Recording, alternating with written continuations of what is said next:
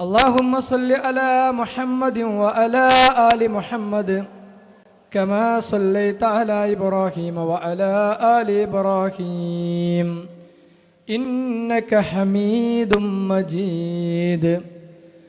اللهم بارك على محمد وعلى آل محمد كما باركت على إبراهيم وعلى آل إبراهيم إنك حميد مجيد.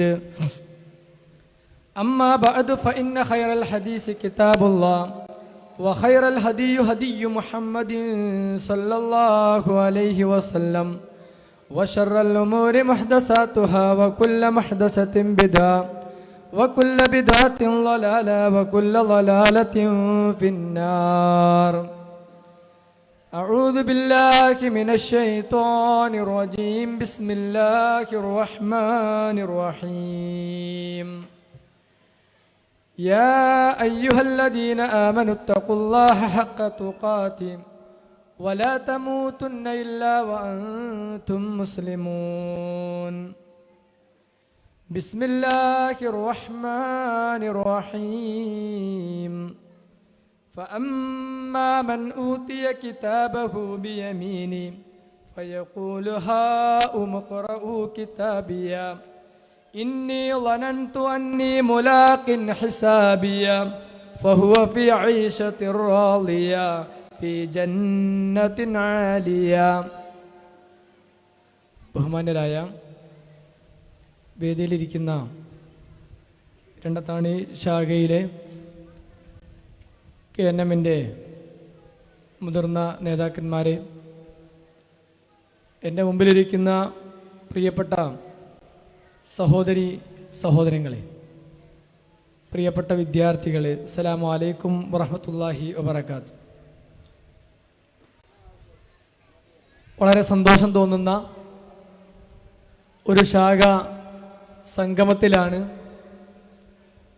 ഞാനും നിങ്ങളുമൊക്കെ ഇവിടെ ഒരുമിച്ച് കൂടിയിരിക്കുന്നത്. രാവിലെ മുതൽ തുടങ്ങിയ ഈ ഒരു സംഗമത്തിൽ നമ്മുടെ വിദ്യാർത്ഥികളുടെ കലാപ്രകടനങ്ങൾ നടന്നുകൊണ്ടിരിക്കുന്നതിനിടയിലാണ് ഞാൻ ഇങ്ങോട്ട് കയറി വന്നത്. നമ്മുടെ വിദ്യാർത്ഥികളെല്ലാം ഓണപ്പരീക്ഷ കഴിഞ്ഞ് സന്തോഷത്തോടു കൂടി നിൽക്കുന്ന ഒരു സന്ദർഭമാണ്. ഇനി ഈ കുട്ടികൾ പരീക്ഷ കഴിഞ്ഞ് നമ്മുടെ വീട്ടിലേക്ക് വരുന്ന ഒരു രംഗമുണ്ട്. അത് ഭൂരിപക്ഷം ആളുകളും നമ്മുടെ വീട്ടിലേക്ക് വരുന്നത് എങ്ങനെയാണ് എന്ന് നമുക്കൊക്കെ ബോധ്യമുള്ള ഒരു സംഗതിയുമാണ്. ചില കുട്ടികൾ പരീക്ഷ എഴുതിയ പേപ്പർ അന്ന് തന്നെ സ്കൂൾ തുറന്ന് ആദ്യ ദിവസം കിട്ടുന്ന പേപ്പർ സ്കൂൾ വിട്ട് ഉടനെ വന്ന് നമ്മൾ വീട്ടിലേക്ക് അവർ വരുന്ന സമയത്ത് തന്നെ അവരുടെ മുഖത്ത് നോക്കിയാൽ അറിയാം അവർക്ക് പരീക്ഷയുടെ പേപ്പർ കിട്ടിയിട്ടുണ്ട് എന്ന്. വളരെ സന്തോഷത്തോടു കൂടി നമ്മുടെ വീട്ടിലേക്ക് വന്ന് നമ്മളെ ആ പേപ്പർ കാണിക്കാൻ വേണ്ടി കുട്ടികൾ ഉത്സാഹത്തോടു കൂടി ശ്രമിക്കാറുണ്ട്. ആ പേപ്പറുകൾ ഓരോന്നും ഇപ്പച്ചി നോക്കി എനിക്ക് ഫുൾ A+ ആണ്, അല്ല എത്രയിലാണ് 20 ആണെങ്കിൽ 20-ൽ, അല്ല 50 ആണ് 50-ൽ ഔട്ട് ഓഫ് 50 എനിക്ക് കിട്ടിയിട്ടുണ്ട് ഉമ്മ ഉപ്പ എന്ന് പറഞ്ഞുകൊണ്ട് നമ്മുടെ അടുത്തേക്ക് വന്ന് നമ്മുടെ പേപ്പർ കാണിക്കുന്ന വിദ്യാർത്ഥികൾ. നമ്മുടെയൊക്കെ വീട്ടിലൊരു അനുഭവമാണത്. എന്നാൽ ചില പേപ്പർ കിട്ടുന്ന സമയത്ത് നമ്മൾ പോലും അറിയില്ല. എന്ന് നമ്മൾ ചോദിക്കും, അല്ല ഇന്ന പരീക്ഷ നടന്നില്ലായിരുന്നോ, അതിൻ്റെ പേപ്പറിനെ പറ്റി ഒന്നും പറയുന്നത് കേൾക്കുന്നില്ല. അപ്പൊ ആ പേപ്പർ കിട്ടിയിട്ടുണ്ട്. ആ പേപ്പർ കിട്ടിയത് നമ്മളെ അറിയിക്കുക പോലും ചെയ്യാതെ വളരെ സ്വകാര്യമായി അത് വെക്കും. എന്തുകൊണ്ടാ? അതിൽ വിചാരിച്ചത്ര മാർക്കില്ല, അല്ലെങ്കിൽ ഏറ്റവും മോശപ്പെട്ട ഒരു മാർക്ക് അവളോ അവനോ വിചാരിച്ചിട്ടില്ലാത്ത ഒരു മാർക്ക് അതിന് ലഭിച്ചതുകൊണ്ടാണ് ആ പേപ്പർ കിട്ടിയ വിവരം പോലും നമ്മൾ അറിയാതെ പോകുന്നത്. എന്നാൽ പ്രിയപ്പെട്ട സഹോദരങ്ങളെ, ഇതേപോലെ നാളെ നമുക്കൊരു പേപ്പർ കിട്ടാനുണ്ടല്ലോ. അള്ളാഹുവിൻ്റെ കോടതിയിൽ ഇതേപോലെ നമ്മുടെ വീട്ടിലേക്ക് കുട്ടികൾ കയറി വരുന്നത് പോലെ സന്തോഷത്തോടുകൂടി കയറി വരുന്നതും വളരെ ദുഃഖത്തോടുകൂടി തലതാഴ്ത്തി കയറി വരുന്നതുമായ ഒരു രംഗം വിശുദ്ധ ഖുർആനും നമ്മളെ ഉണർത്തുന്നുണ്ട്. യഥാർത്ഥത്തിൽ എന്തുകൊണ്ടാണ് ആദ്യത്തെ കുട്ടി വളരെ സന്തോഷത്തോടു കൂടി വരാൻ കാരണം? ആ കുട്ടി വേണ്ടതുപോലെ ഇങ്ങനെ ഒരു പരീക്ഷ വരാനുണ്ട് എന്ന് കരുതി വേണ്ടതുപോലെ പ്രിപ്പറേഷൻ ചെയ്തു, അതിനു വേണ്ടിയുള്ള എല്ലാ കാര്യങ്ങളും ചെയ്തത് കൊണ്ടാണ് ആ കുട്ടിക്ക് പേപ്പർ കിട്ടിയ സമയത്തും വളരെ കൃത്യമായി അവർക്ക് സന്തോഷത്തോടു കൂടി വരാൻ കഴിഞ്ഞത്. എന്നാൽ പേപ്പർ കിട്ടിയിട്ടും നമ്മളെ കാണിക്കാതിരുന്ന വിദ്യാർത്ഥി എന്തുകൊണ്ടാ? അവന് പരീക്ഷ ഉണ്ടെന്ന് അറിയില്ലേ? അറിയാം. പക്ഷെ അതിനു വേണ്ടതായ വർക്കൊന്നും അവൻ ചെയ്യാത്തത് കൊണ്ടാണ് പ്രിയപ്പെട്ട സഹോദരിമാരെ, സഹോദരങ്ങളെ, ആ കുട്ടിക്ക് നമ്മുടെ മുമ്പിൽ തല ഉയർത്തി നിൽക്കാൻ കഴിയാതെ പോയത്. എന്നാൽ ഇതേപോലെ ഒരു രംഗം വിശുദ്ധ ഖുർആൻ പറയുന്നുണ്ട്. നാളെ പരലോകത്തെത്തുന്ന സന്ദർഭത്തിൽ അവിടേക്ക് ചില ആളുകൾ അവരുടെ മുഖം നോക്കിയാൽ നാദിറ, വളരെ സന്തോഷത്തോടു കൂടി നിൽക്കുകയാണ്. എന്തുകൊണ്ടാണ് അവര് അത്രമേൽ സന്തോഷത്തോടു കൂടി അവിടെ നിൽക്കാൻ കാരണം? വിശുദ്ധ ഖുർആൻ പറഞ്ഞത് فَأَمَّا مَنْ أُوتِيَ كِتَابَهُ بِيَمِينِهِ فَيَقُولُ هَاؤُمُ اقْرَءُوا كِتَابِيَهْ. അവർക്ക് ആ ഗ്രന്ഥം കിട്ടുമ്പോൾ അവർ ജീവിച്ച കാലത്തുള്ള പ്രവർത്തനങ്ങളുടെ റിസൾട്ടായി അവർക്ക് ആ ഗ്രന്ഥം കിട്ടുന്ന സന്ദർഭത്തിൽ അവരെല്ലാവരോടും പറയും, ദാ വായിച്ചു നോക്കൂ എന്ന് പറഞ്ഞുകൊണ്ട് അവർ അങ്ങേയറ്റത്തെ സന്തോഷത്തോടു കൂടി അവരാളുകളെ എങ്ങനെ കാണിക്കണം. ഖുർആൻ പറയാണ്,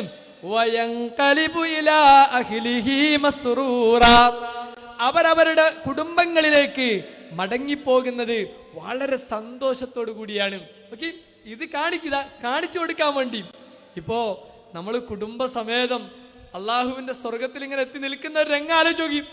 ആ സന്ദർഭത്തിൽ നമ്മുടെ ഓരോരുത്തരുടെയും പേപ്പർ ഇങ്ങനെ കിട്ടുമ്പോ നമ്മുടെ കൂടെയുള്ള ഭാര്യ ഭർത്താവിനെ കാണിക്കുന്നു, ഭർത്താവ് ഭാര്യയെ കാണിക്കുന്നു, മക്കള് മാതാപിതാക്കളെ കാണിക്കുന്നു. ഇപ്പച്ചി വായിച്ചു നോക്കിപ്പച്ചി, എന്റെ വർക്കുകളെ സംബന്ധിച്ച് തൃപ്തികരമായ ഒരു വർക്കിന്റെ റിസൾട്ട് ഇതാ ഇപ്പച്ചി എന്ന് പറഞ്ഞുകൊണ്ട് ഉപ്പാക്ക് മക്കൾ കാണിച്ചു കൊടുക്കുന്നു, ഉപ്പ മക്കൾക്ക് കാണിച്ചു കൊടുക്കുന്നു. മക്കളെ, നിങ്ങളെ പോറ്റി, നിങ്ങൾക്ക് കൃത്യമായ ഗൈഡൻസ് നൽകി, എന്റെ ജീവിതത്തെ കൃത്യമാക്കിയത് കൊണ്ട് ഇതാ എന്റെത് നിങ്ങൾ വായിച്ചു നോക്കൂ എന്ന് പറഞ്ഞ് മക്കൾ കാണിച്ചു കൊടുക്കുന്നു. ഭാര്യ ഭർത്താവിന്, ഉമ്മ ഉപ്പക്ക്, ഉപ്പ അമ്മച്ചിക്കൊക്കെ ഇങ്ങനെ കാണിച്ചു കൊടുക്കുന്ന ഒരു നല്ല രംഗം. അങ്ങേയറ്റത്തെ സന്തോഷത്തോടു കൂടി അവരിങ്ങനെ കാണിച്ചു കൊടുക്കാൻ. എന്തുകൊണ്ടാ നേരത്തെ ആ വിദ്യാർത്ഥി ചെയ്തതുപോലെ എന്തോന്ന് ചെയ്തിട്ടുണ്ടാകല്ലോ. ഖുർആൻ പറയണേ, ആ ആള് എന്തുകൊണ്ടാണ് ഇത്രയേറെ സന്തോഷത്തോടു കൂടി ആ കുടുംബത്തിലേക്ക്, അവരുടെ കുടുംബാംഗങ്ങളുടെ അടുത്തേക്ക് അവര് പോകാനുള്ള കാരണം എന്താ? ഇന്നി ലനന്തു അന്നി മുലാഖിൻ ഹിസാബിയ, ഇന്നി ലനന്തു അന്നി മുലാഖിൻ ഹിസാബിയ. അതെ, എനിക്ക് ഇങ്ങനെ ഒരു വിചാരണ, ഹിസാബ് വരാനുണ്ട് എന്നത് എനിക്കറിയാമായിരുന്നു. ഓക്കെ, പ്രിയപ്പെട്ട സഹോദരങ്ങളെ, സഹോദരിമാരെ, ഇതാണ് എന്റെയും നിങ്ങളുടെയും ജീവിതത്തിൽ ആത്യന്തികമായി നമ്മൾ മനസ്സിലാക്കേണ്ട സംഗതി. ഇങ്ങനെ ഒരു ദിവസം വരാനുണ്ട് എന്ന് ഉറപ്പിച്ചു കഴിഞ്ഞാൽ പ്രിയപ്പെട്ട സഹോദരങ്ങളെ, എന്റെ ജീവിതത്തിൽ ഇങ്ങനെ ഒരു കണക്ക് നോക്കുന്ന ദിവസമുണ്ട്, കണക്ക് ബോധ്യപ്പെടുത്തേണ്ട ഒരു ദിനം വരാനുണ്ട് എന്ന ജീവിതത്തിൽ ബോധ്യമുള്ള ഒരു സഹോദരി, ഒരു സഹോദരന്, പ്രിയപ്പെട്ട സഹോദരങ്ങളെ, എങ്ങനെയായിരിക്കും ഇവിടെ ജീവിക്കുക? വളരെ കൃത്യമായിരിക്കും. ഇപ്പൊ നമ്മുടെ നാട്ടിലുള്ള ഷോപ്പിലൊക്കെ നിർത്തിയിരിക്കുന്ന നമ്മുടെ സെയിൽസ്മാനോട് ആ മുതലാളി എന്താ പറഞ്ഞത്? എല്ലാ ദിവസവും വൈകുന്നേരം അല്ലെങ്കിൽ മാസത്തിന്റെ അവസാനത്തിൽ ഞാൻ ഇവിടുത്തെ കണക്കൊക്കെ നോക്കും എന്ന് പറഞ്ഞാൽ പ്രിയപ്പെട്ട സഹോദരങ്ങളെ സഹോദരിമാരെ, ആ കടയിലുള്ള ആള്, അതിലെ സെയിൽസ്മാനും അവൻ എന്താ ചെയ്യാം? അവന് കൃത്യമായി അവന് കൊടുക്കാനുള്ളത് കൊടുക്കും, കൃത്യമായ കണക്ക് എഴുതി വെക്കും. എന്തുകൊണ്ടാ? നാളെ മുതലാളി വന്നിട്ട്, ഈ കടയുടെ ഉടമ വന്നിട്ട്, എന്നെ നിർത്തിയിരിക്കുന്ന ആള് വന്നിട്ട് എന്നോട് നാളെ ചോദിക്കും, ഇതിന്റെ കണക്ക് ചോദിക്കും എന്ന ബോധ്യമുള്ളത് കൊണ്ടാണ് അവന് വളരെ കൃത്യമാക്കി അവന്റെ കാര്യങ്ങളൊക്കെ ചെയ്തു പോകുന്നത്. പ്രിയപ്പെട്ട സഹോദരിമാരെ സഹോദരങ്ങളെ, ഇതേപോലെ ആ സന്തോഷത്തോടു കൂടി റബ്ബിന്റെ മുമ്പിലേക്ക് എത്തിയിരിക്കുന്ന ആ ആള് പറയാ, ഇന്നി ലനന്തു അന്നി മുലാഖിൻ ഹിസാബിയ, എനിക്ക് ഇങ്ങനെ ഒരു ദിവസം വരാനുണ്ട് എന്ന് എനിക്ക് കൃത്യമായ ബോധ്യമുണ്ടായിരുന്നു. ഞാൻ വിചാരിച്ചതാ. അതുകൊണ്ട് തന്നെ ഞാൻ കൃത്യമായി എൻ്റെ ജീവിതത്തെ ഒന്ന് പ്ലാൻ ചെയ്തു. പ്രിയപ്പെട്ട സഹോദരങ്ങളെ, ഇവിടെ നമ്മളും ഒന്ന് പ്ലാൻ ചെയ്യണം. നമ്മുടെ ജീവിതത്തിന്റെ ലക്ഷ്യം മനസ്സിലാക്കി ജീവിതത്തെ കൃത്യമാക്കി കഴിഞ്ഞാല്, പ്രിയപ്പെട്ട സഹോദരങ്ങളെ സഹോദരിമാരെ, ജീവിതത്തിൽ നാളെ പടച്ച തമ്പുരാന്റെ മുമ്പിൽ എത്തുമ്പോ സന്തോഷത്തോടു കൂടി നമുക്ക് ആ പുസ്തകം ആളുകൾക്ക് മുമ്പിൽ ഒന്ന് കാണിച്ചു കൊടുക്കാൻ നമുക്ക് സാധിക്കുകയുള്ളൂ. അതിന് പ്ലാനിങ് വേണം. അതുകൊണ്ടാ നമ്മുടെ പ്രപിതാവായ ആദം നബി അലൈഹി സ്വലാത്തു വസ്സലാമിനെ സ്വർഗത്തിൽ നിന്ന് ഭൂമിയിലേക്ക് അയക്കുന്ന സന്ദർഭത്തിൽ തന്നെ പറഞ്ഞു, ജീവിതത്തിന്റെ ലക്ഷ്യമായി കരുതേണ്ടത് ഇവിടേക്കുള്ള തിരിച്ചുവരവാണ്. നീ ഇവിടുന്ന് പോകുന്നെങ്കിലും തിരിച്ചിങ്ങോട്ട് വരാനുണ്ട് എന്ന ബോധ്യത്തിലായിരിക്കണം.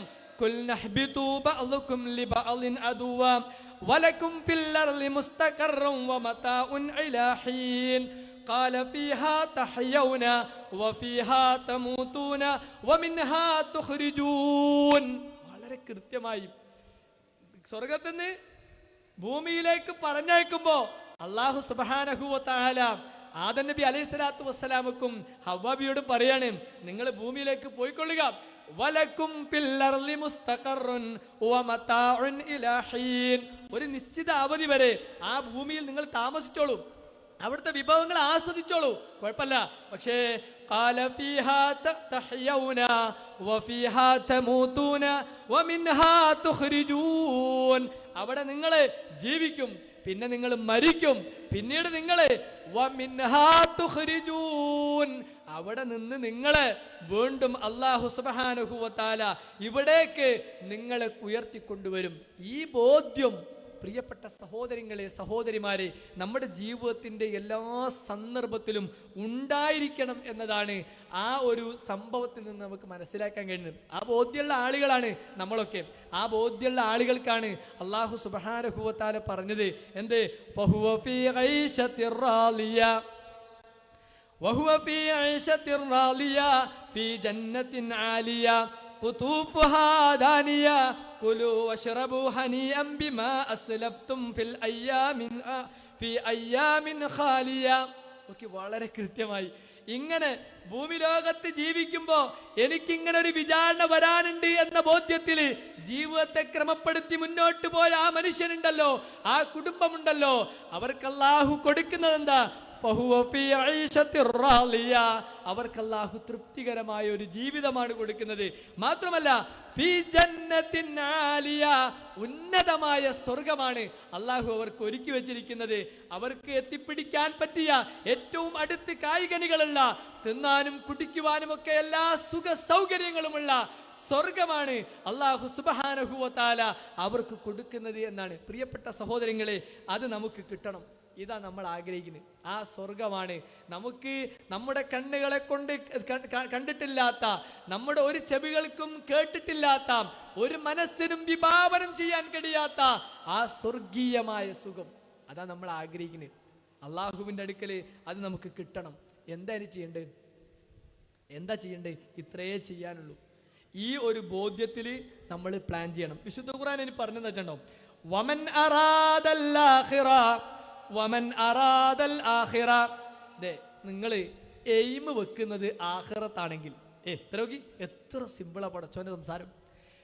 അള്ളാഹുവിന്റെ സംസാരം നോക്കി, വമൻ അറാദൽ ആഖിറ, ആഖിറത്താണ് നിങ്ങൾ ലക്ഷ്യം വെക്കുന്നതെങ്കിൽ തിരിച്ച് പടച്ച തമ്പുരാന്റെ അടുത്തേക്ക് പോയി അവിടെ എൻ്റെ എല്ലാ കാര്യങ്ങളും വിലയിരുത്തുന്ന ഒരു ദിവസമുണ്ട്.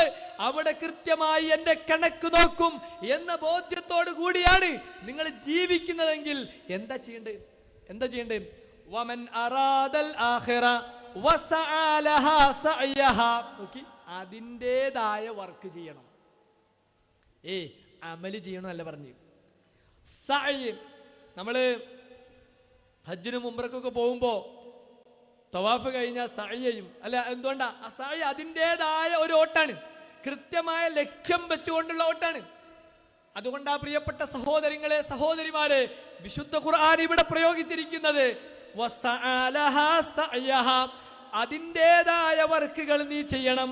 ഫഹുവ മുഅ്മിനുൻ, വിശ്വാസിയായിക്കൊണ്ട്. ഫഉലൈക കാന സഅയുഹും മശ്കൂറാ. അപ്പോൾ അല്ലാഹു പറയാണ്, അപ്പോഴാണ് അവന്റെ പ്രവർത്തനം ഏറ്റവും തൃപ്തികരമായ ഒരു പ്രവർത്തനമാണിത്. അപ്പോൾ പ്രിയപ്പെട്ട സഹോദരങ്ങളെ, ഞാനും നിങ്ങളും ലക്ഷ്യം വെച്ചത് പരലോകമാണ്.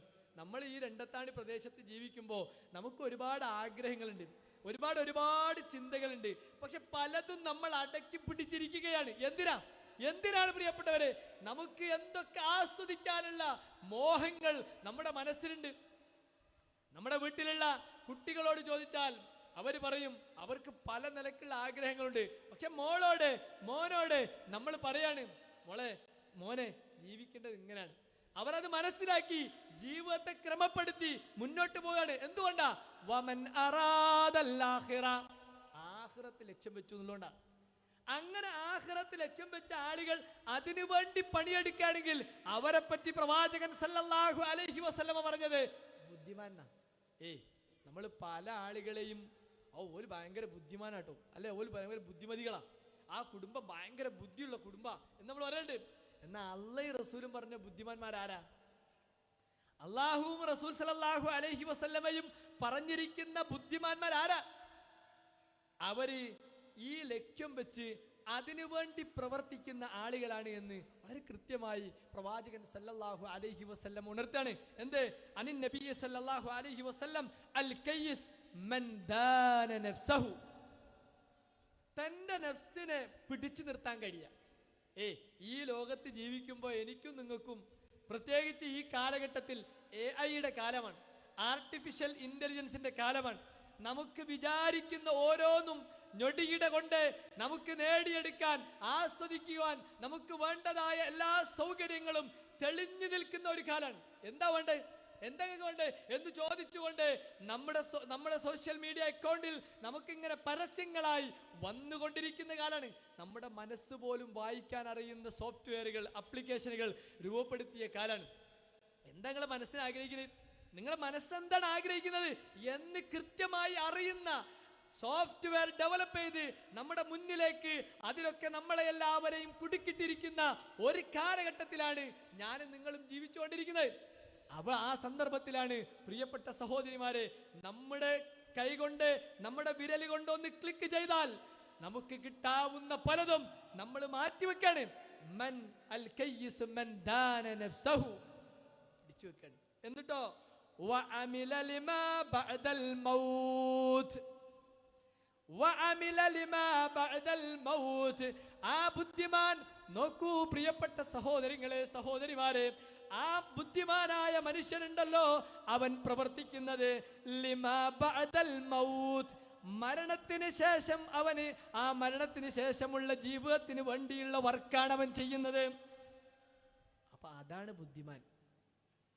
തൻ്റെ മരണശേഷം എനിക്ക് കിട്ടേണ്ട ഓരോന്നും നേടിയെടുക്കാൻ ആവശ്യമായ പ്രവർത്തനങ്ങളെ പ്ലാൻ ചെയ്ത് കൊണ്ടുപോകുന്ന ആളാണ് ബുദ്ധിമാനെന്ന്. അൽ ആജിസ്, എന്നാൽ പരാജയപ്പെട്ടവനാരാ?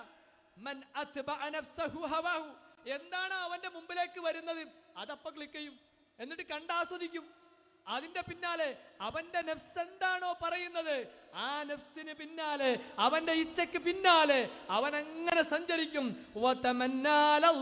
എന്നിട്ട് അവനിങ്ങനെ ആഗ്രഹിക്കും, അല്ലെ കുറച്ചു ദിവസമല്ലേ ഇതൊന്നും കണ്ടാലൊന്നും അള്ളാഹിന്റെ ശിക്ഷ ഉണ്ടാവില്ല, ഇൻഷാ അല്ലാഹ് നാളെ രക്ഷപ്പെടും എന്നിങ്ങനെ അള്ളാഹുവിനെ കുറിച്ച് ഇങ്ങനെ ആഗ്രഹിച്ചുകൊണ്ട് എല്ലാ തെറ്റുകൾ ചെയ്ത് അവന്റെ ഇച്ഛകൾക്കനുസരിച്ച് അവൻ അങ്ങനെ പോയി ഒരു നിലക്കുള്ള പശ്ചാത്താപ മനസ്സുമില്ലാതെ അവസാനം ഞാൻ രക്ഷപ്പെടുമല്ലോ എന്നുള്ള ബോധ്യത്തില് ആ ആഗ്രഹത്തില് അങ്ങനെ കഴിഞ്ഞു പോകുന്ന ആള്, പ്രിയപ്പെട്ട സഹോദരങ്ങളെ, അവരാണ് പരാജയപ്പെട്ട ആള് എന്ന് പ്രവാചകൻ സല്ലല്ലാഹു അലൈഹി വസല്ലം ഉണർത്തണം. അപ്പൊ നമ്മൾ ആരാണ്ട്?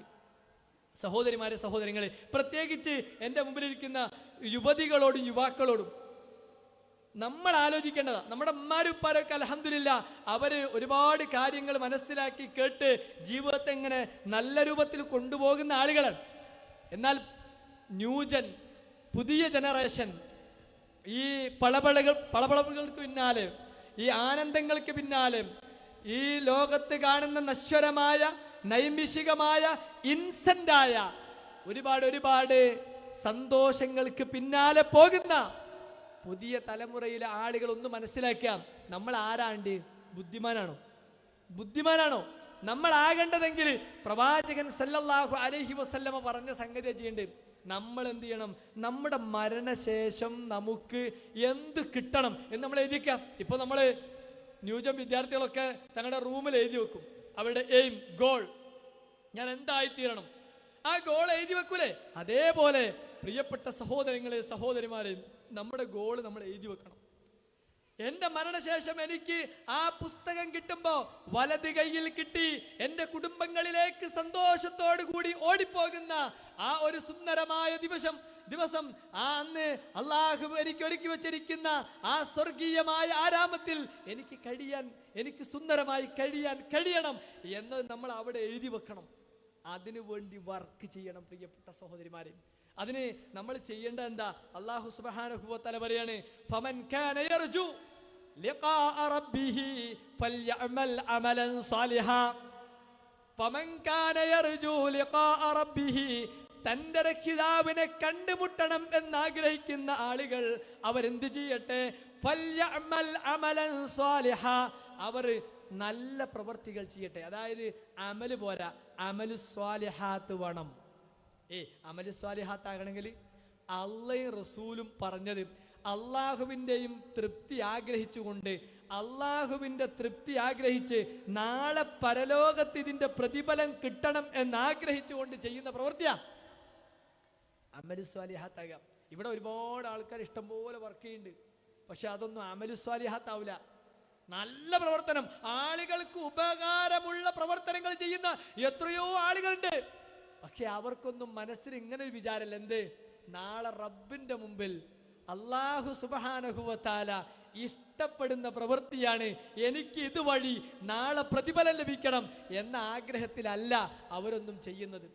വിശ്വാസമില്ലാത്ത ഒരുപാട് സഹോദരങ്ങൾ ഒരുപാട് വർക്കുകൾ ചെയ്യുന്നുണ്ട്. പക്ഷെ അള്ളാഹ് പറഞ്ഞിട്ടുണ്ടോ? അള്ളാഹിനെ കണ്ടുമുട്ടണോ? നിങ്ങൾക്ക് നിങ്ങളെ സൃഷ്ടിച്ച, ഈ പ്രപഞ്ചത്തെ സൃഷ്ടിച്ച, ഈ പ്രപഞ്ചം അഖിലവും പടച്ച് പരിപാലിക്കുന്ന, നിയന്ത്രിക്കുന്ന അള്ളാഹുവിനെ, ആ പടച്ച തമ്പുരാനെ നിങ്ങൾക്ക് കാണണമെങ്കിൽ, കണ്ടുമുട്ടണമെങ്കിൽ ഫൽയഅമൽ അമലൻ സാലിഹാ, നല്ല പ്രവർത്തികൾ നിങ്ങൾ ചെയ്യുക. വലാ യുശ്രിക ബിഇബാദത്തി റബ്ബിഹി അഹദ, ആ റബ്ബിൽ ഒന്നിനെയും പങ്കു ചേർക്കാൻ പാടില്ല. ആ ഭാഗം വിശദീകരിക്കുന്നില്ല. അതായത് റബ്ബിൽ കൃത്യമായ വിശ്വാസത്തോടു കൂടി പ്രവർത്തനങ്ങളുടെ ഒന്നാമത്തെ ബേസ്മെന്റ് എന്ന് പറഞ്ഞാൽ ആ വിശ്വാസമാണ്. വിശ്വാസം ക്ലിയർ ആകണം, എന്നിട്ടാണ് നമ്മൾ പ്രവർത്തിക്കേണ്ടത്. ഇപ്പൊ ഞാൻ അള്ളാഹു ആണ് ഈ പ്രപഞ്ചത്തെ മുഴുവൻ നിയന്ത്രിക്കുക എന്ന് പറയുമ്പോൾ എൻ്റെ നാട്ടിലുള്ള ഒരു സഹോദരൻ, അവരാണ് ഈ ലോകത്തെ മുഴുവൻ നിയന്ത്രിക്കുക എന്ന് വിശ്വസിക്കുന്ന ആളുകളും അവരും നല്ല വർക്ക് ചെയ്യുന്നുണ്ട്. മുദബ്ബിറുൽ ആലം ആരാണ്? മടവൂരിലെ CM ആണ് എന്ന് പറയുന്ന ആളുകളുണ്ട്, അവരും അമലുകൾ ചെയ്യുന്നുണ്ട്. പക്ഷെ അമലു സ്വാലിഹാത്ത് ആവൂല. എന്തുകൊണ്ടാ? ആ വിശ്വാസം തകർന്നുപോയത് കൊണ്ട് പ്രിയപ്പെട്ട സഹോദരങ്ങളെ, തകർന്നുപോയ വിശ്വാസത്തിൽ നിന്ന് അവർക്ക് അമലു സ്വാലിഹാത്ത് ചെയ്യാൻ കഴിയില്ല. എന്നാൽ നമ്മൾ ഏകനായ പടച്ചതമ്പുരാൻ, ഈ പ്രപഞ്ചത്തെ സകലമാനം നയിച്ചുകൊണ്ടിരിക്കുന്ന, ഈ പ്രപഞ്ചത്തെ നിയന്ത്രിച്ചു കൊണ്ടിരിക്കുന്ന, ഇതെല്ലാം സൃഷ്ടിച്ച് പരിപാലിക്കുന്ന പടച്ചതമ്പുരാൻ നമുക്ക് എന്തൊരു പ്രയാസം ഉണ്ടായാലും നമ്മളെന്താ ആദ്യം ചെയ്യാം? നമ്മളെന്താ ചെയ്യാ? CM വിളിക്കല്ല, ജീലാനിനെ വിളിക്കല്ല, ഷെയ്ഖ് അബ്ദുൽ ഖാദർ ജീലാനെ വിളിക്കല്ല, നമ്മൾ ആരെയും വിളിക്കുന്നില്ല. നമ്മൾ വിളിക്കുന്നത് അള്ളാഹുവിനെയാണ്, അള്ളാഹുവിനെയാണ്. അങ്ങനെ വിശ്വാസം ഉറപ്പിച്ച ആളുകളോട് അല്ലാഹു സുബ്ഹാനഹു വ തആല പറയാണ്, ഫമൻ കാന യർജൂ ലിഖാഅ റബ്ബിഹി ഫൽയഅമൽ അമലൻ സാലിഹാ. നിങ്ങൾ വർക്ക് ചെയ്തോളൂ. അപ്പൊ നമ്മളിങ്ങനെ ആയിരിക്കും, നമുക്ക് വർക്ക് ചെയ്യാൻ എനിക്ക് അതിന് മാത്രം ഇപ്പം എന്തൊക്കെ ഉള്ളു. സഹോദരിമാരെ, സഹോദരങ്ങളെ, അങ്ങനെ വർക്ക് ചെയ്യണമെന്ന് ആഗ്രഹിക്കുന്ന ആളുകൾ ആലോചിക്കുന്ന ഒന്നാണ്, എന്താ ഇപ്പൊ റബ്ബ് എനിക്ക് നൽകിയത് ദുനിയാവിലും. നമ്മൾ ആലോചിക്കി, എന്തൊക്കെ റബ്ബ് നിങ്ങൾക്ക് നൽകി. ഇന്നാ അഅ്തൈനാക്കൽ കൗസർ, നിനക്ക് ഞാൻ ധാരാളം നൽകിയില്ലേ പടച്ചോനെ. അള്ളാന്റെ റസൂലിനോട് അള്ള പറഞ്ഞാണെങ്കിലും ആ ആയത്ത് നമ്മളെ നേരെ വെച്ച് നോക്കി, എന്തൊക്കെയാ നമുക്ക് അള്ളാഹു നൽകിയത്. നമുക്ക് നല്ലൊരു വീട് പടച്ചോൻ നൽകി, നല്ലൊരു ഭാര്യയെ നൽകി, നല്ലൊരു ഭർത്താവിനെ നൽകി, നല്ലൊരു കുറച്ച് മക്കളെ നൽകി, നല്ലൊരു നാട് നൽകി, ആരോഗ്യം നൽകി. പ്രിയപ്പെട്ട സഹോദരങ്ങളെ, സഹോദരിമാരെ, നമുക്ക് നൽകിയിരിക്കുന്ന ഈ അമലുകൾ ചെയ്യാൻ പറ്റിയ ഈ ഭൂമിയിൽ പടച്ച തമ്പുരാൻ നമുക്ക് നൽകിയിരിക്കുന്ന അനുഗ്രഹങ്ങളെ നിങ്ങളൊന്ന് എണ്ണി തിട്ടപ്പെടുത്താൻ കഴിയില്ല. ലാ തുഹ്സൂഹാ, നിങ്ങൾക്കത് കണക്കാക്കാൻ കഴിയില്ല എന്ന് പടച്ച തമ്പുരാൻ പറഞ്ഞാണ്. അതുകൊണ്ട് അള്ള പറഞ്ഞെന്താ വെച്ചിട്ടുണ്ടോ, അള്ള പറഞ്ഞെന്താ വബ്തഗി ഫീമാ ആതാകല്ലാഹു വദ്ദാറൽ ആഖിറ. സഹോദരിമാരെ, സഹോദരങ്ങളെ, പടച്ച തമ്പുരാൻ പറയാണ്, ഫബ്തഗി, നീ ആഗ്രഹിച്ചോ, നീ ആഗ്രഹിച്ചോ, ഫീമാ ആതാകല്ലാഹു അദ്ദാറൽ ആഖിറ, നിനക്ക് അല്ലാഹു നൽകിയതിനെ കൊണ്ട് ആഖിറത്ത് നീ ആഗ്രഹിച്ചോ. പടച്ചോനെ, അപ്പൊ എന്താ നമുക്ക് നൽകിയത്, എന്താ നമുക്ക് നൽകി. നിങ്ങൾ ഓരോരുത്തരും നിങ്ങൾക്ക് കിട്ടിയ നിഅമത്തുകളെ കൊണ്ട് ആഖിറത്തിനെ ഒന്ന് ആഗ്രഹിച്ചു നോക്കി. അപ്പൊ നമ്മുടെ നിഅമത്തുകൾ എത്രയാ?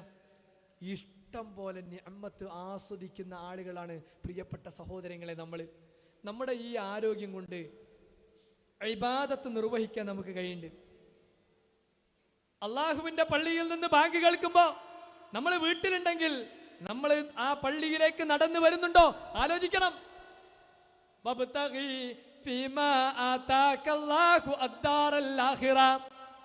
നിനക്ക് നൽകിയ അനുഗ്രഹങ്ങൾ ഓരോന്നുകൊണ്ടും നീ അള്ളാഹുവിനെ ആഖിറത്ത് ആഗ്രഹിച്ചോ എന്ന് പറയുമ്പോ, സഹോദരിമാരെ, സഹോദരങ്ങളെ, ആരോഗ്യം കൊണ്ട് എനിക്ക് പടച്ച തമ്പുരാൻ നൽകിയ ഈ ആരോഗ്യം കൊണ്ട് പരലോകത്തെ രക്ഷപ്പെടുത്താൻ ആവശ്യമായ പ്രവർത്തനങ്ങൾ ഞാൻ ചെയ്തു.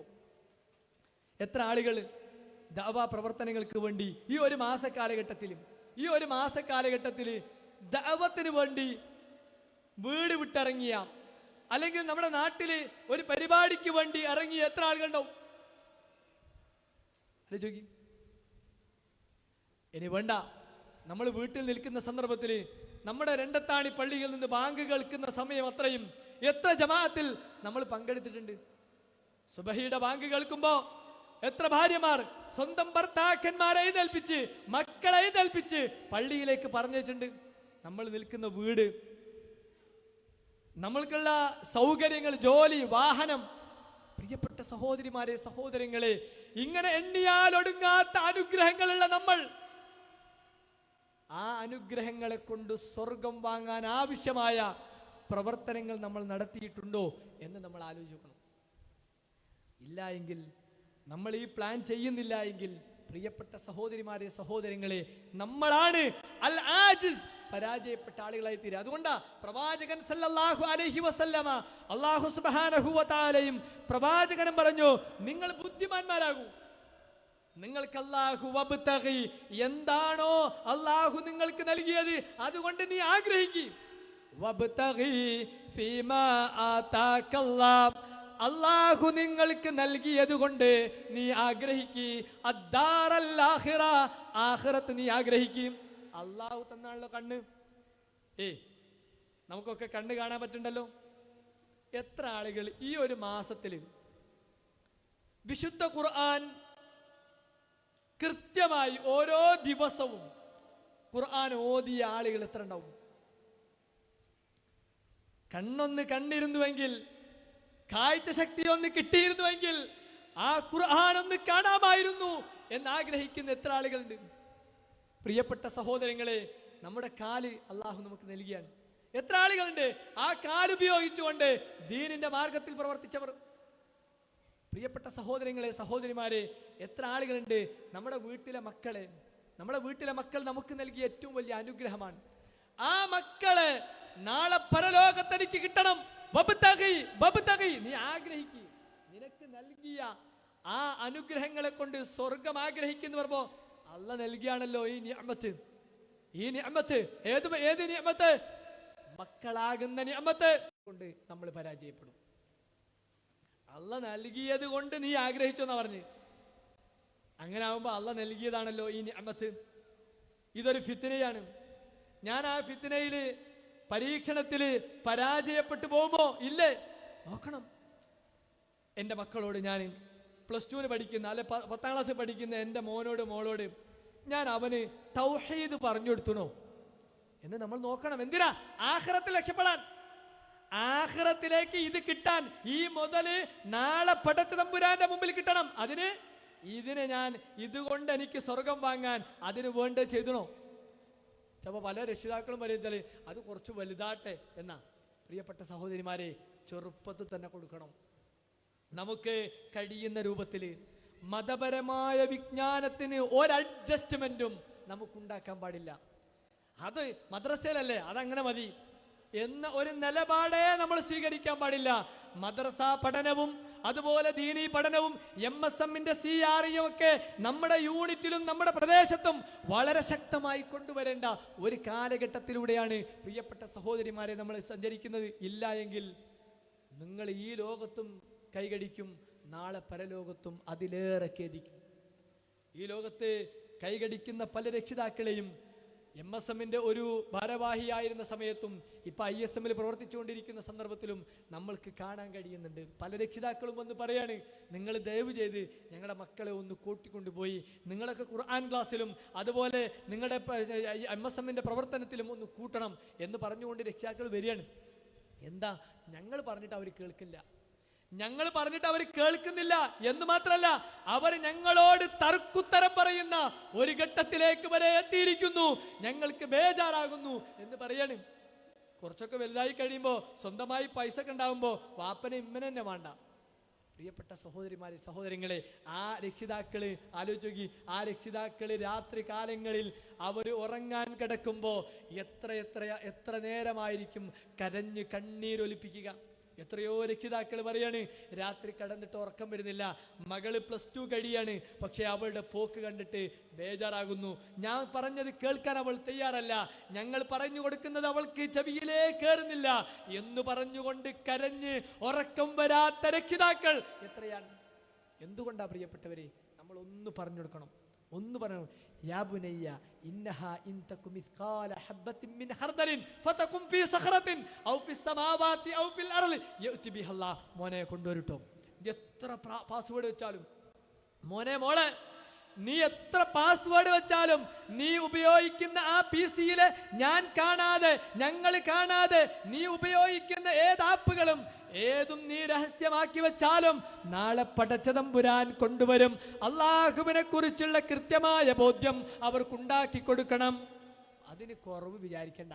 നമ്മൾ വിചാരിക്കുന്നത് അതൊക്കെ അങ്ങ് കിട്ടിക്കൊള്ളുന്നു. ഇല്ല, അത് കിട്ടണമെങ്കിൽ നമ്മൾ ബോധപൂർവം ഇടപെടണം.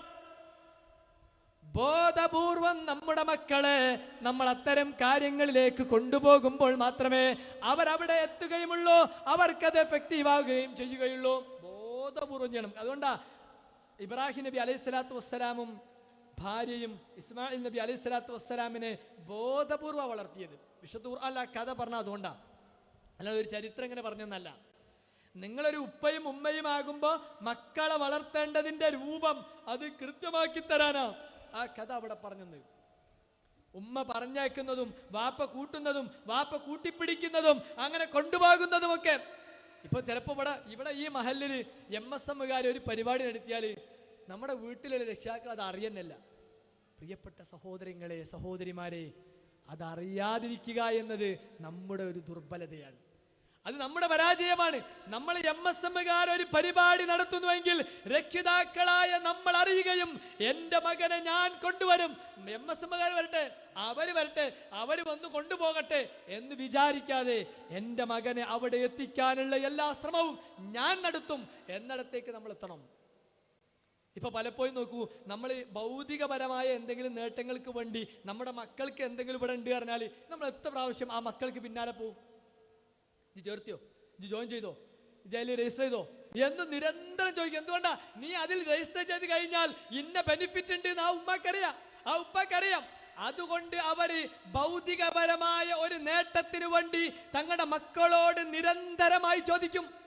എന്നാൽ പ്രിയപ്പെട്ട രക്ഷിതാക്കളെ, എന്തെങ്കിലും ഒരു പരിപാടി, ദീനിയായ ഒരു പരിപാടി ഉണ്ട് എന്നറിയുമ്പോ അതിന്റെ മെസ്സേജ് ഒരു പക്ഷേ നമ്മൾ കൈമാറിയേക്കാം. പിന്നെ അവൻ ജോയിൻ ചെയ്തോ, അവിടെ പങ്കെടുത്തോ, ആ പരിപാടി എന്താണെന്നോ അവൻ അവിടെ പോയെന്നോ നമ്മൾ നോക്കുന്നില്ല. പാടില്ല. നമ്മൾ ആ പരാജയം അവിടെയാണ്. ഇന്നലെ റബീഉൽ അവ്വലുമായി ബന്ധപ്പെട്ടുകൊണ്ട് ഈ യാത്ര ചെയ്യുന്ന സന്ദർഭത്തിൽ ആ സന്ദർഭത്തിൽ ബോധ്യപ്പെട്ടൊന്ന്, എത്ര തന്നെ എല്ലാ തരത്തിലുള്ള കളികളും പുറത്ത് കളിക്കുന്ന വിദ്യാർത്ഥികളും ആ മഹല്ല് സംവിധാനത്തിൽ ആ റബീഉൽ അവ്വൽ സംഘടിപ്പിക്കുമ്പോൾ അവിടെ അവർ തൊപ്പിയിട്ടുണ്ട്. അതിൽ പങ്കെടുക്കാൻ വേണ്ടി രക്ഷിതാക്കൾ അവരെ ഉത്സാഹപൂർവ്വം പങ്കെടുപ്പിക്കാൻ. പ്രിയപ്പെട്ട സഹോദരങ്ങളെ, നമ്മളാലോചിക്കി, ഒരു ബിദ്അത്ത് നടക്കുമ്പോൾ ആ ബിദ്അത്തിലേക്ക് പോലും അവരെ കൃത്യമായി എത്തിക്കാൻ രക്ഷിതാക്കൾ ശ്രമിക്കുന്നത് കൊണ്ട് ആ മഹല്ലുകൾ നോക്കൂ, എല്ലാവരും ഉണ്ട്. എന്നാൽ പ്രിയപ്പെട്ടവരെ, നമ്മളാണെങ്കിലോ നമ്മൾ കൃത്യമായ ഒരു ലക്ഷ്യം വെച്ചുകൊണ്ട് പടച്ച തമ്പുരാനിലേക്ക് മടങ്ങിപ്പോകണം എന്നാഗ്രഹിക്കുന്ന ആളുകളാ. അവിടെ അള്ളാഹുവിന്റെ അടുക്കൽ ഒരു വിചാരണയുണ്ട്. ഈ മക്കളെയും വെച്ചുകൊണ്ട് എന്നെ ചോദ്യം ചെയ്യപ്പെടുന്ന ഒരു നാളെ വരാനുണ്ട് എന്ന ബോധ്യമുള്ള ആളുകളാ നമ്മൾ. എന്നിട്ട് പോലും പ്രിയപ്പെട്ട സഹോദരിമാരെ, സഹോദരങ്ങളെ, ഈ വിഷയത്തിൽ നമ്മളൊരു അലംഭാവുണ്ട്. ഇപ്പം ധാരാളം നടന്നു വരുന്നുണ്ട്. ഇഷ്ടംപോലെ സമ്മേളനങ്ങളും കാര്യങ്ങളൊക്കെ വെക്കുന്നുണ്ടെങ്കിലും നമ്മുടെ പല മക്കളും പലതിലും എത്തുന്നില്ല.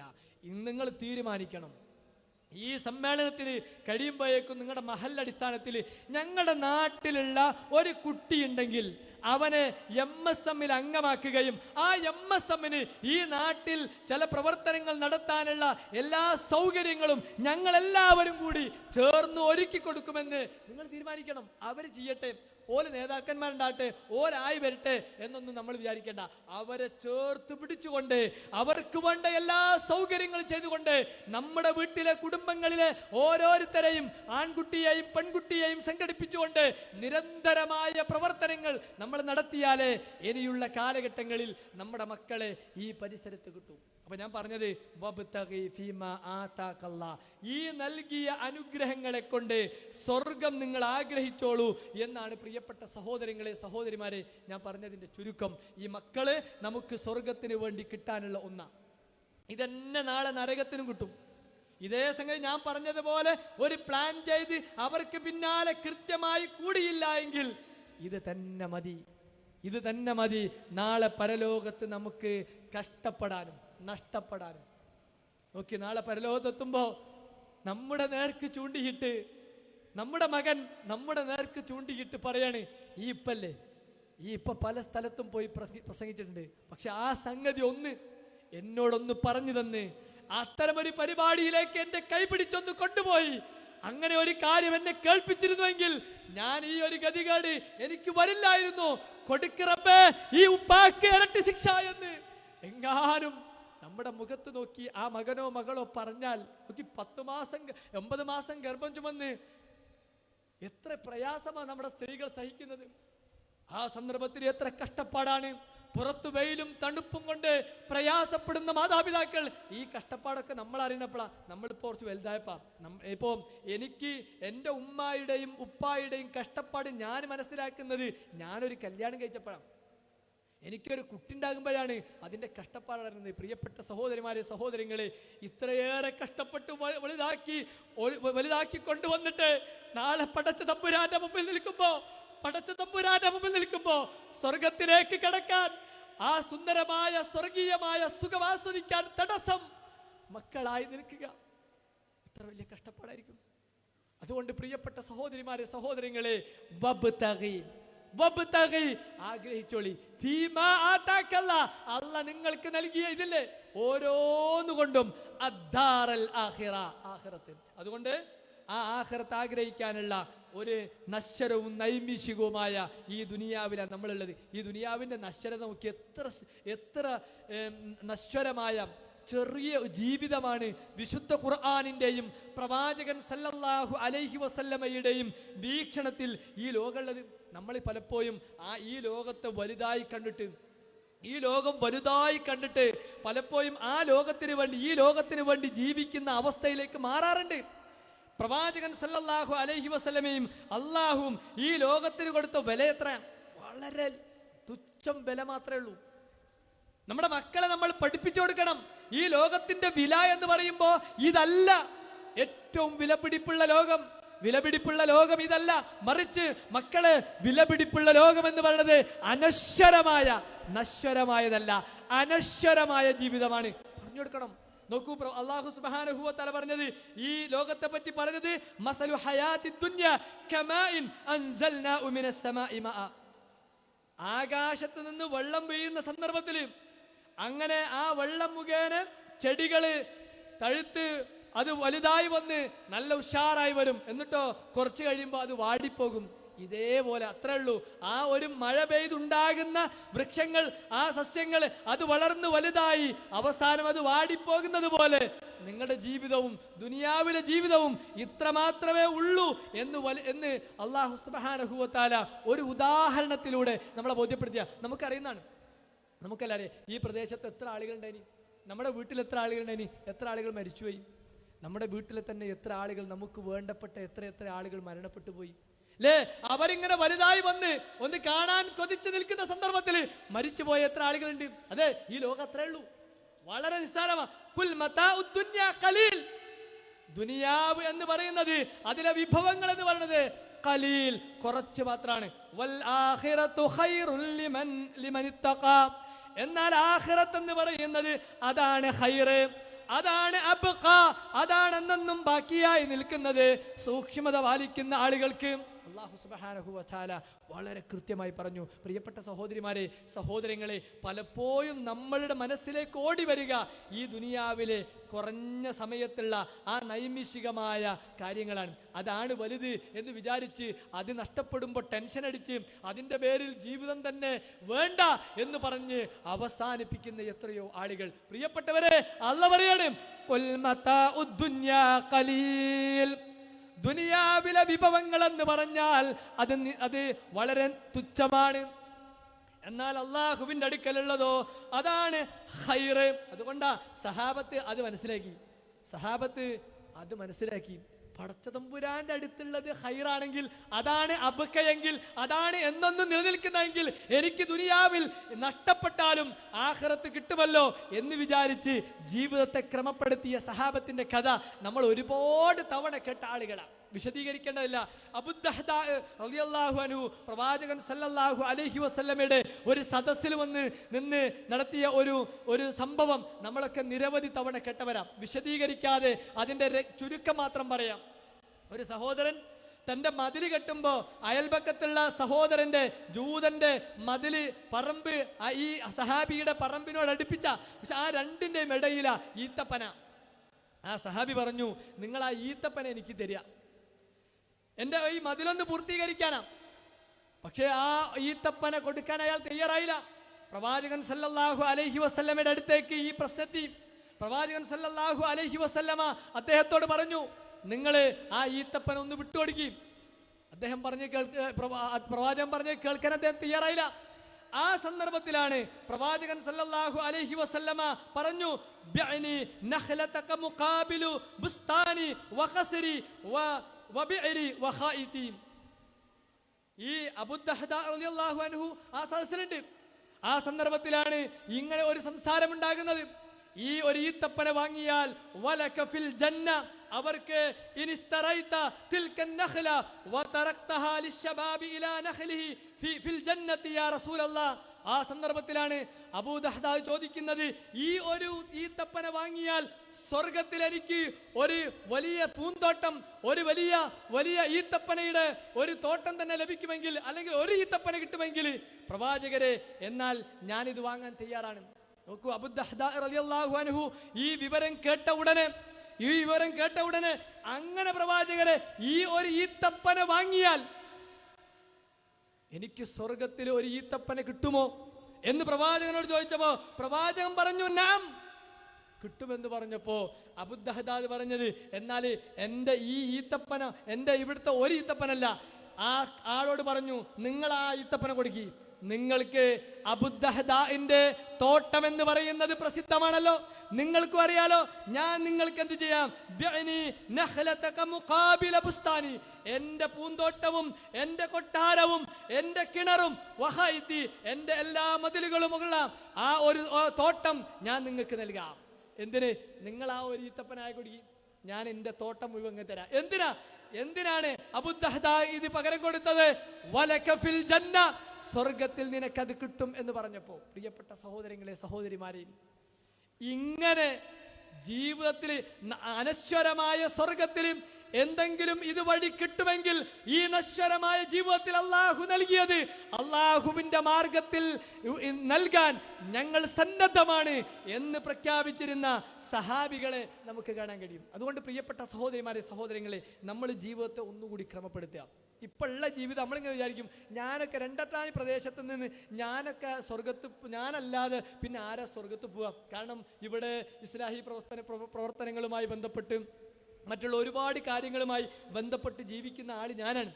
അതുകൊണ്ട് ഉറപ്പാണ് ഞാനൊക്കെ അങ്ങ് കഴിച്ചിലാകും, ഞാനൊക്കെ അങ്ങ് പോകും എന്ന ധാരണയാണ് പലപ്പോഴും നമുക്കൊക്കെ ഉള്ളത്.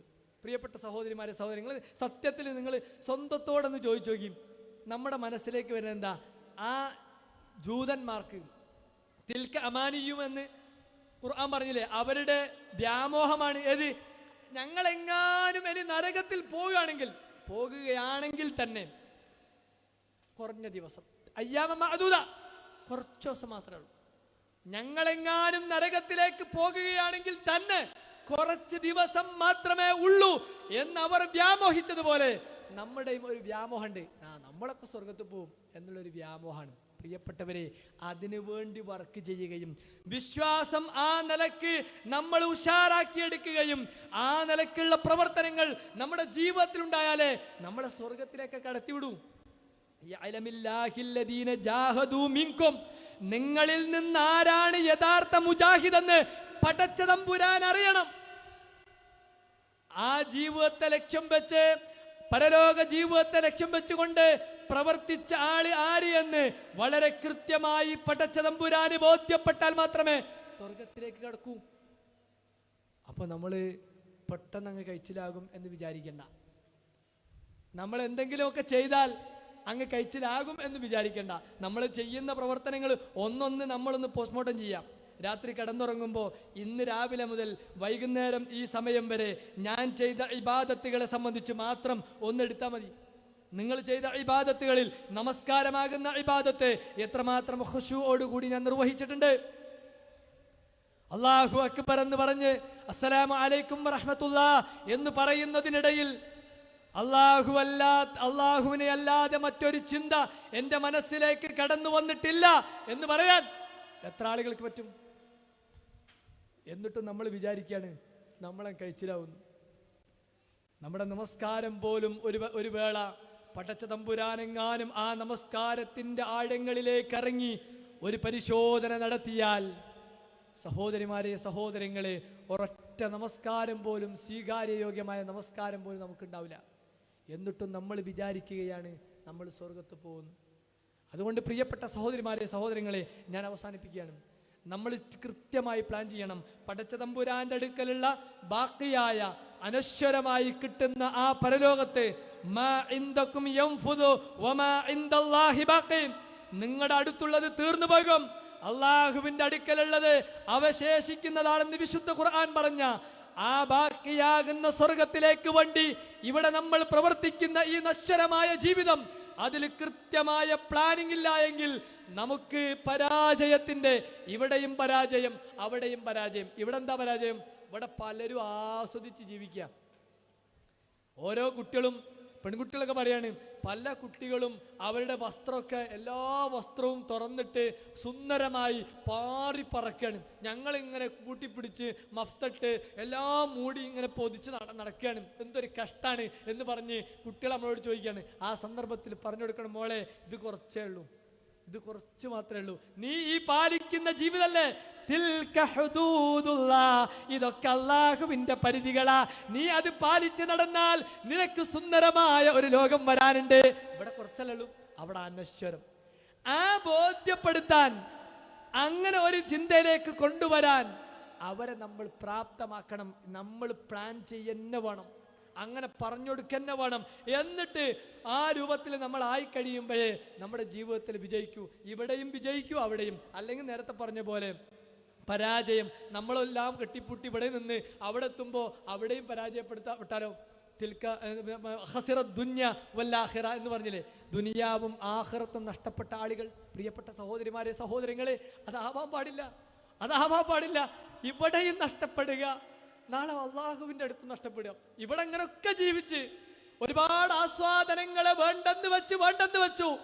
എന്നിട്ട് നാളെ പടച്ച തമ്പുരാന്റെ അടുക്കലെത്തിയപ്പോ നമസ്കാരമാകുന്ന പ്രവർത്തനത്തിൽ ഫാൾട്ടുണ്ട്, സക്കാത്ത് കൊടുത്തതിൽ ഫാൾട്ടുണ്ട്, ഹജ്ജ് ചെയ്തതിൽ ദുർബലമാണ്, ഉംറ ചെയ്ത് സ്വീകരിച്ചിട്ടില്ല, സൽക്കർമ്മങ്ങൾ ചെയ്തതിൽ പലതും പാളിപ്പോയി. റിസൾട്ട് എടുത്തു നോക്കുമ്പോ ഒക്കെ മൈനസാണ് വരുന്നതെങ്കിലും അവിടെയും നഷ്ടം.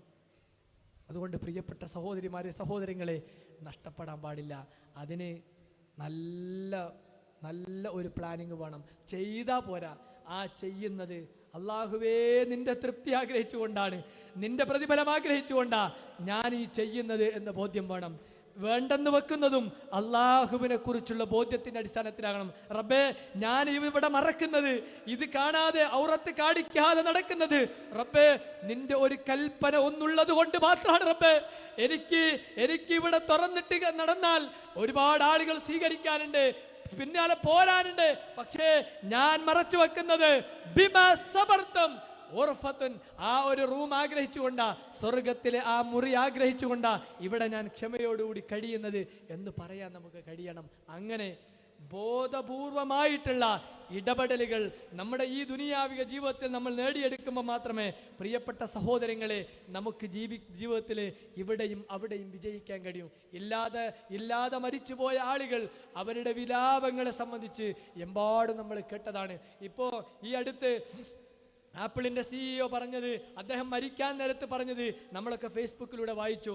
ഇന്നലെ ഞാൻ വായിച്ചു ഒന്ന്, ലതാ മങ്കേഷ്കറിന്റെ അവസാനം ഈ ഇന്ത്യയിലെ ഏറ്റവും നല്ല ഒരു പിന്നണി ഗായികയായിരുന്ന ലതാ മങ്കേഷ്കർ അവസാനം അവരുടെ ആശുപത്രി കിടക്കയിൽ നിന്ന് പറയുന്നുണ്ട്, മരണത്തെക്കാൾ സത്യമായ മറ്റൊന്നും ഈ ലോകത്തില്ല. ലോകത്തിലെ ഏറ്റവും വില കൂടിയ ബ്രാൻഡ് കാറ് എൻ്റെ ഗാരേജിൽ പാർക്ക് ചെയ്തിട്ടുണ്ട്. ലോകത്തിലെ വിവിധങ്ങളായ ഡിസൈനുകളും നിറങ്ങളും വില കൂടിയ വസ്ത്രങ്ങളും വില കൂടിയ ഷൂകളും വില കൂടിയ സാധനങ്ങളും എൻ്റെ വീട്ടിലുണ്ട്, എൻ്റെ വീട്ടിലുണ്ട്. അതുപോലെ എൻ്റെ ബാങ്ക് അക്കൗണ്ടിൽ ധാരാളമായി പണമുണ്ട്. പക്ഷേ അതൊന്നും എനിക്ക് പ്രയോജനപ്പെടുന്നില്ല. എൻ്റെ വസ്ത്രം, എൻ്റെ മുടി സ്റ്റൈലാക്കാൻ 6ഓളം ആളുകളെ നിയമിച്ചിട്ടുണ്ട്. പക്ഷെ ഇന്ന് ഈ ആശുപത്രിയിൽ എനിക്ക് അവരൊന്നും ഒരു ഉപകാരവുമില്ല. എൻ്റെ ജീവിതത്തിൽ ഒരുപാട് ഞാൻ നേടിയപ്പോൾ കൊട്ടാരം പോലെയുള്ള ഒരു വീട് ഞാൻ ഉണ്ടാക്കിയിട്ടുണ്ട്. പക്ഷെ ഈ ആശുപത്രി കിടക്കയിൽ കിടക്കുമ്പോൾ ഈ ചെറിയ ഈ കട്ടിലാണ് ഇപ്പോൾ എനിക്കുള്ളത്, അതെനിക്ക് ഉപകരിക്കുന്നില്ല. ഇങ്ങനെ തുടങ്ങി ഒരുപാട് വിലാപങ്ങൾ പറഞ്ഞ് അവസാനം അവർ പറയുന്നുണ്ട്, ഞാൻ ഈ ലോകത്തിലെ 5 നക്ഷത്ര ഹോട്ടലുകളിലേക്ക് മാറി താമസിച്ചിട്ടുണ്ട്. പക്ഷേ അവസാനം ഈ ആശുപത്രിയിൽ എന്നെ കൈത്താങ്ങാൻ 2 ഭാഗത്തും 2 നഴ്സുമാർ നിന്നുകൊണ്ട് എന്നെ താങ്ങിക്കൊണ്ടുപോകുന്ന ഈ അവസ്ഥ, അത് മാത്രമാണ് എനിക്കുള്ളത്, എനിക്ക് ബാക്കിയായി ഒന്നുമില്ല എന്ന്. പ്രിയപ്പെട്ട സഹോദരങ്ങളെ, ജീവിതം എന്ന് പറയുമ്പോൾ നമ്മൾ ഈ കാണുന്നത് പോലെ ഈ പളപളപ്പ് കഴിഞ്ഞ് അവസാനം നമ്മളിങ്ങനെ ചെറുതാവുന്ന ഒരവസ്ഥയുണ്ട്. ജീവിതം അങ്ങനെയാണല്ലോ. നമ്മൾ ചെറുതായി വന്ന് അങ്ങനെ ഒരു യുവത്വത്തിലേക്ക് വന്ന് വാർദ്ധക്യത്തിലേക്ക് വന്ന് അവസാനം ഈ ലോകത്തുനിന്ന് വിട പറഞ്ഞു പോണല്ലോ. ആ വിട പറഞ്ഞു പോകുമ്പോൾ വിശ്വാസമില്ലാത്ത ഈ ജീവിതത്തെ മാത്രം ലക്ഷ്യം കണ്ട് ജീവിച്ച ആളുകൾ അവസാനം അവർക്ക് മുമ്പിലേക്ക് വരുമ്പോൾ അവരിങ്ങനെ തരിച്ചു നിന്ന് പോവുകയാണ്.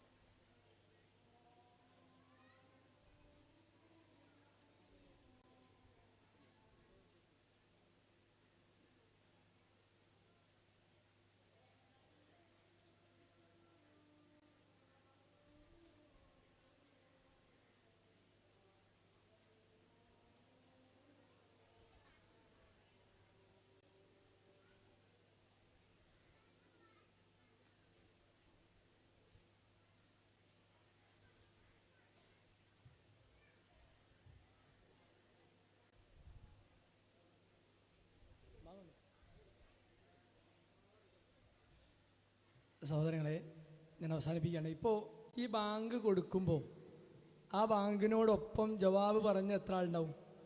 അത് കഴിഞ്ഞിട്ട് പ്രാർത്ഥിച്ച എത്ര ആളുണ്ടാവും? നമ്മൾ എന്താ വെച്ചിട്ടുണ്ടോ, നമ്മൾ പ്ലാൻ ചെയ്താലേ ആ പ്രവർത്തനത്തിൻ്റെ ഫലം അള്ളാഹുവിൻ്റെ അടുക്കലുണ്ടാവും.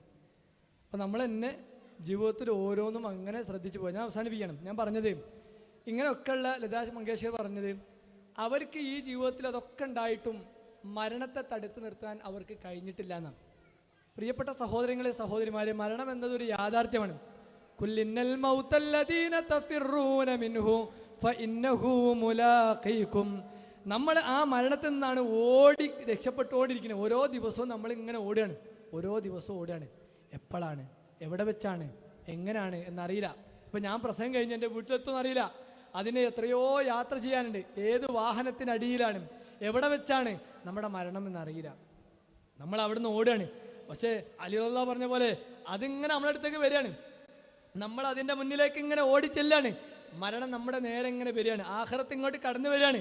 പ്രിയപ്പെട്ട സഹോദരിമാരെ, സഹോദരങ്ങളെ, അത് നേടിയെടുക്കാൻ കൃത്യമായ പ്ലാൻ നമ്മുടെ ജീവിതത്തിൽ ഉണ്ടായാലേ നമുക്ക് അതിന് സാധിക്കുകയുള്ളൂ. അല്ലാതെ ഒരു അബദ്ധത്തിൽ നമ്മളങ്ങ് ജീവിച്ചു പോയാൽ കിട്ടുന്ന ഒന്നല്ല എന്നാണ് എനിക്ക് അവസാനമായും നിങ്ങളോട് ബോധ്യപ്പെടുത്താനുള്ളത്.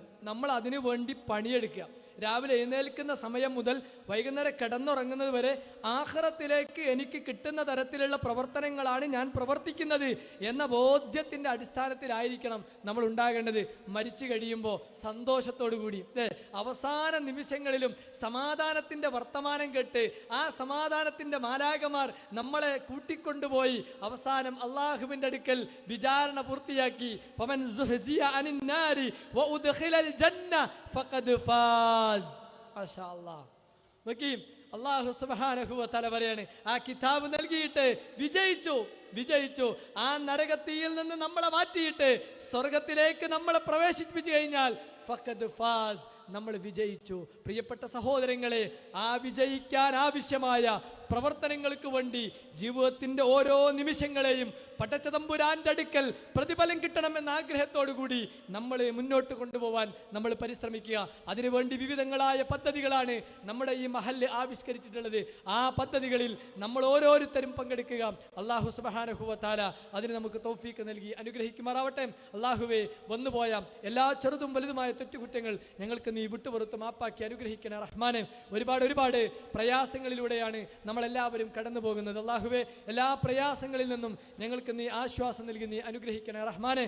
അല്ലാഹുവേ, ഒരുപാട് സഹോദരങ്ങൾ നമ്മുടെ ഇവിടെ ഇല്ല. പലരും വിദേശത്താണ്. നമ്മുടെ പല മക്കളും അല്ലാഹുവേ, അവർക്കെല്ലാം അവരുടെ ജോലിയിൽ ബർക്കത്തിനെ, റഹ്മത്തിനെ പ്രദാനം ചെയ്യണേ റഹ്മാനെ.